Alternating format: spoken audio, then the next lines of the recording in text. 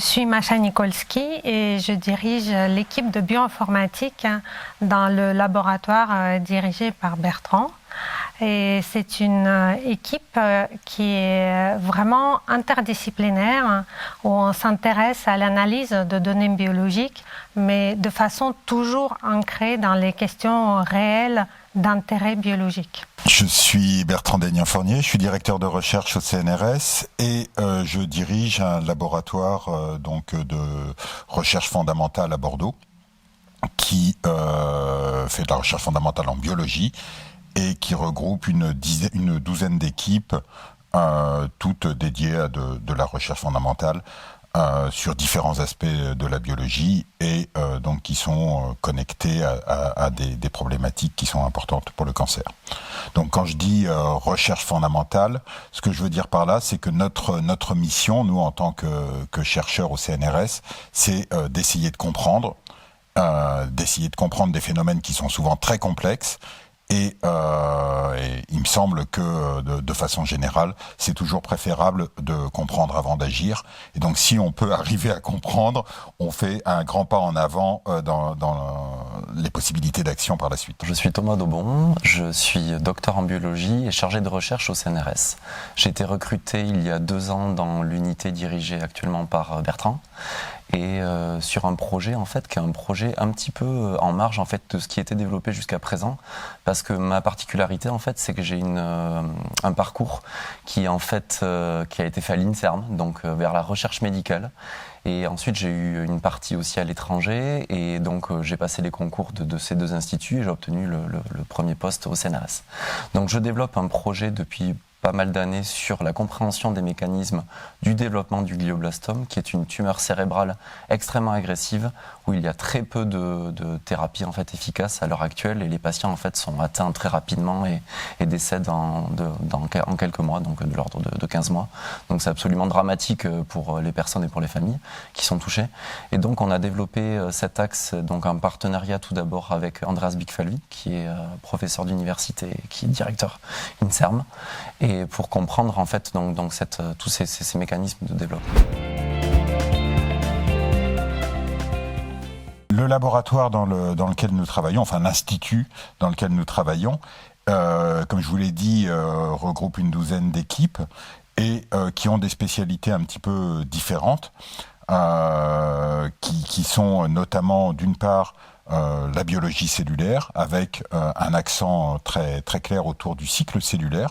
Le cycle cellulaire, c'est ce qui se passe quand les cellules se divisent. Donc c'est un processus très compliqué et qui est complètement dérégulé lors des processus de cancérogénèse.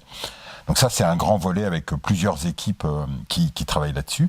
Et il y a un deuxième grand volet dans notre institut qui est un volet de métabolisme et d'énergétique cellulaire. L'interdisciplinarité, c'est vraiment en fait central dans mes travaux. Je ne peux pas dire que c'est un apport à l'équipe. En fait, c'est vraiment l'essence de l'équipe.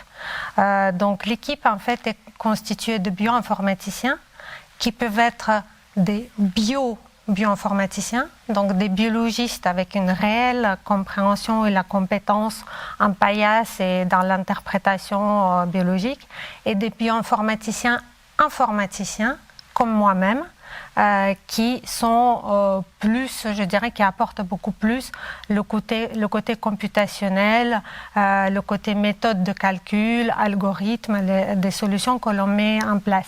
Mais c'est vraiment la conjonction de ces deux volets qui fait en sorte que l'équipe fonctionne.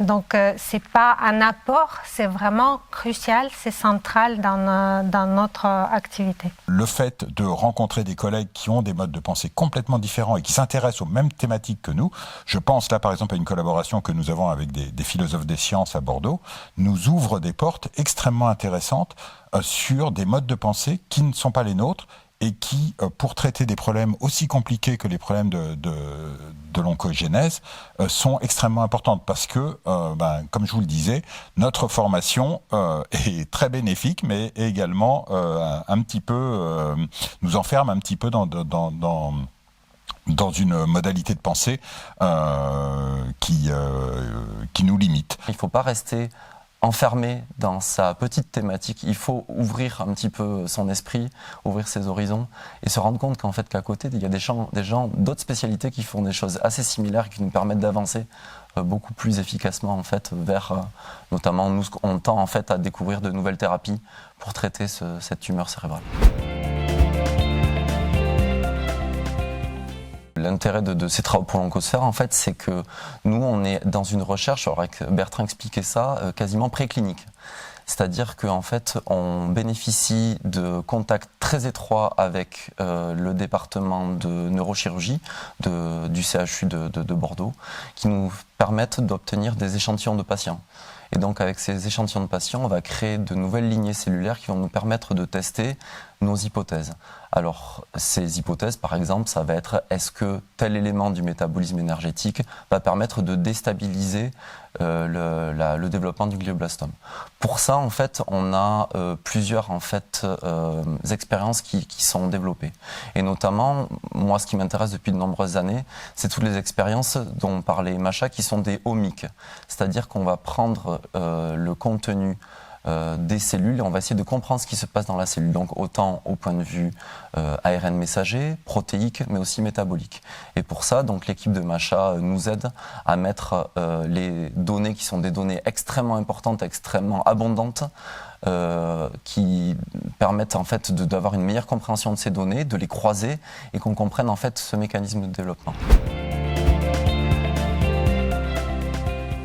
On collabore aussi avec un certain nombre d'autres équipes, comme par exemple celle de Andreas Bigfalvi à Bordeaux ou celle de Robin Pénat à Poitiers.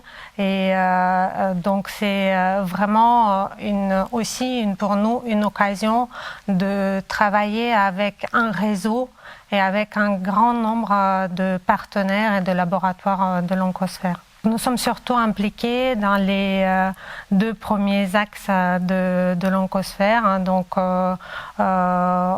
tout ce qui est oncogénèse et les aspects translationnels et le micro-environnement.